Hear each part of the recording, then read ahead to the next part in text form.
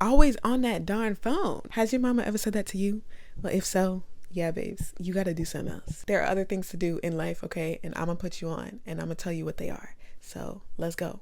Oh, we knew life would be alright, but who could have known it'd be this good? Oh, Lord. Hi guys, welcome to my channel. Today we're going to be talking about top hobbies that you can choose to do instead of picking up that phone, okay? I know it's tempting though, I will admit. You're just chilling, you're just relaxing, and TikTok's like, ooh, pick me, and Instagram's like, oh my gosh, check me, someone liked your story. But there are other things to do in life, okay? And I'm gonna put you on and I'm gonna tell you what they are. So let's go. First, we're gonna talk about hobbies for your brain. Hobbies for your brain. Brain hobbies. And the first one is reading. Guys, if you had the option to choose between a movie and a book, choose the book. And I know it's like literally not what you want to do. Who would choose the book? But reading literally transforms your brain in so many ways. And everyone will say, comment down below if you agree with this, the book is always better than the movie. Always. Okay? But anyways, reading develops your imagination. For you to be able to read words and turn them into a scene, a movie in your brain, for you to feel emotion from words, that's a skill. That's what you practice from reading. Let me search up some other things that you get from reading if you don't believe me. Hey Siri, what is reading good for? Check it out. 1, it reduces stress because you're in silence and you're just reading, your brain is calm, there's not a bunch of noise going on. 2, they said it promotes wellness. Because books are slow burn, you're training your brain on delayed gratification. You're lengthening your attention span and you can get more satisfaction from the everyday tasks in life. It helps with sleep as your consciousness is able to take a break and drift off while you're reading, and a bunch of other stuff. I'm not going to keep listing them, but you guys heard it here first. Read, okay? Pick the book over the movie, pick the book over the TV show or whatever. If you have the option to read. Also, just think about it. My friend told me that her mom loves reading because she realized that when you read, you're taking what somebody learned in 80 years, their entire life of living, and they're just putting it into one book, and you're reading that. You're taking 80 years of learning in 300 pages, and you get to read that. What a gift. Do you think that they'll put that in a movie? They won't. And if they do, they have to spice it up with all these climaxes and bow, like fancy stuff so that they can draw your attention and get more viewers. But in a book, people write whatever they want. They write their deepest, darkest emotions and experiences, okay? So reading is a game changer. Second brain hobby is, I forgot, let me see. Oh, it's learning a new language, okay? Isn't it cool to be able to connect with someone from a whole different country, a whole different universe, literally, just because you know how to speak their language? If there's a language or a culture that you've loved, that you thought was really interesting, language barrier is probably the reason why you can't connect with it. A whole world is locked to you. A whole world, a whole culture is locked until you break that language barrier. So if you have free time, learn a language. Pick whatever language is your favorite language ever. My favorite language, other than obviously my native language, is Spanish, and learning Spanish has literally changed my life. Okay? I understand Spanish music. I can go to Mexico freely without being confused with what they're saying. You know, a bunch of things. Learn a new language. Start little by little. I know a lot of people like Duolingo or whatever. I like TV shows. If you can watch like German TV shows if you want to learn German, or even African TV shows if you want to learn, you know, African culture. Tap into other cultures, learn their language. I tried to learn Chinese. That junk was really, really hard. I'm not even gonna lie to you. I could not do it. I mean, I could, but like, it wasn't for me. And that's okay, you know?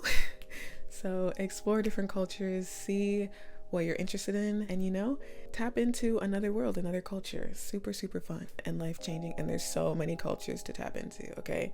People literally study language as a major because there's just so much. Next, we have body hobbies. I feel like no one says it like this. What is a body hobby? But anyways, guys, hobbies for your body. The first one that we have is fitness. You guessed it. You'll notice I said fitness instead of the gym because fitness literally can be so many things, okay? Do you like to dance? Do you like to walk? Do you like to bike? Do you like to do Pilates? Do yoga? Do something though, you know, move your body. I had this like dance teacher who literally was just a breath of fresh air in terms of like he gave me so much hope, because he was so agile. He was always moving, always twirling and dancing. If I twirl right now, I get dizzy, okay? But he was twirling. He had gray hair, like fully gray hair. I think he was in the 60s, and he was twirling like there was no tomorrow. He did like pirouettes or something like that. Yeah, that dance class made me realize how important moving your body is, incorporating fitness into your life. Trust me. So if you have free time and you want a hobby to do, search up like a quick ab routine, search up a quick Pilates routine, stretching routine. Stretching is very, very important. If you don't know where to start with stretching. Top hobby that you should do, and you'll never regret it. Like, you'll always feel better. Like, exercising releases so many good hormones. I forgot what they were called, like endorphins or something. And you'll never regret it. You'll feel better. You'll work faster. Your brain will be sharper. A bunch of things. Okay. So definitely develop fitness, and it takes time to see what works for you. So that's why this is like a hobby.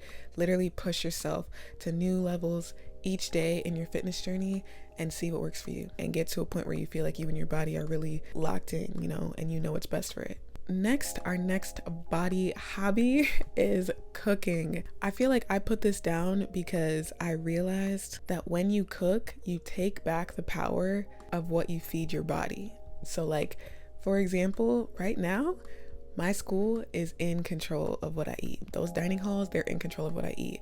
Those fast food restaurants, they're in control of what you eat. Everyone else is in control of what you eat until you learn how to chef it, okay? Look at that wrist there. Okay? Everyone else is in control of what you eat. You're ordering from either Wingstop, Chipotle, like all these places, because you can't cook it yourself. You're getting the dining hall and you're eating that sloppy Joe, even though it's not good, because you can't cook yourself, okay? I personally have like a really, really small kitchen in this dorm where I wouldn't cook there if you paid me, but that's not the point. The point is that if you have time and you're looking for a hobby, learning how to cook, putting together some recipes, guys. Recipes didn't just magically appear, you know. Somebody cooked, somebody took their time and chefed it down and wrote it down, okay? So you can write your own recipe book, literally. If you ever have time and you're cooking, see what you like, see what you don't like, and then you can write stuff down as reminders to yourself for what you like and stuff like that, and you can get chefing, you know. It's easy, and you're never gonna regret it because you're gonna eat good, hopefully. Maybe not the first time, but maybe the third time, okay? You'll be eating good, so that's important. Next, we're gonna talk about a money hobby, okay? Now listen up. Yeah, listen up, chase a bag, get your money up, not your funny up. First on the money hobby list is beauty services. If you know how to do anything related to makeup, hair, nails, get it together, okay? That is something that you should definitely develop as a hobby. Oh my goodness. People get their hair done every 2 weeks. Some people get their hair done every 2 weeks. If you know how to do their hair, then you're making money every 2 weeks. And then imagine if there's like 3 people that you're doing their hair every 2 weeks. And let's say you charge $200. You're making $600 every 2 weeks on the side. I don't even want to talk about how much money people pay for nails, okay? I don't even want to talk about it.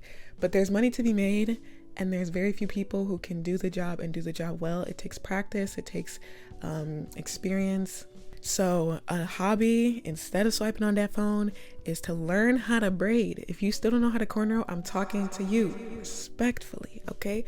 Learn how to braid, learn how to sew clothes, learn how to beat like a face, you know, someone else's face, not just yours.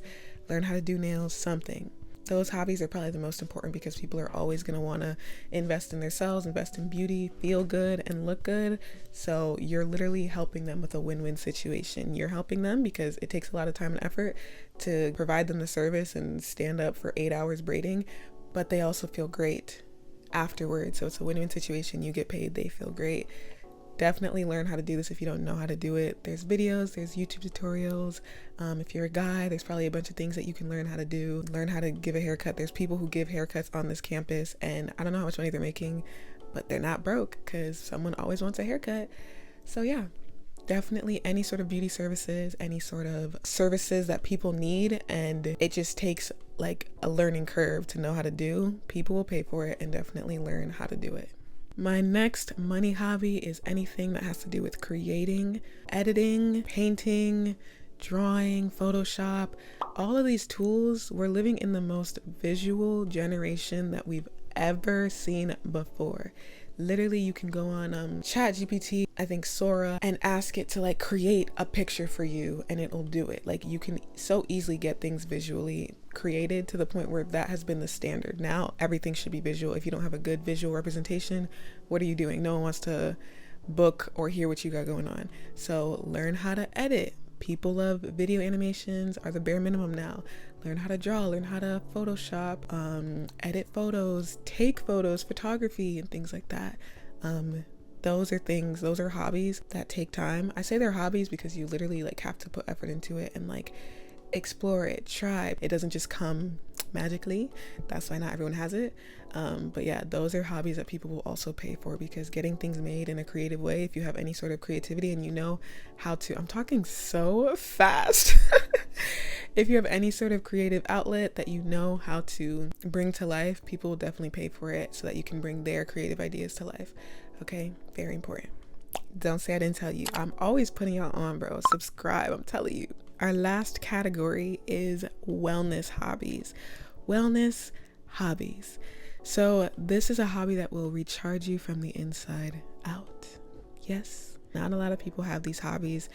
That's why not that many people are calm and collected, okay? If you, instead of picking up that phone, decide to do a wellness hobby, baby, you're gonna be that girl. You're gonna be that guy. You're gonna be calm and collected because you're in touch with your body and with your mind and stuff like that, okay?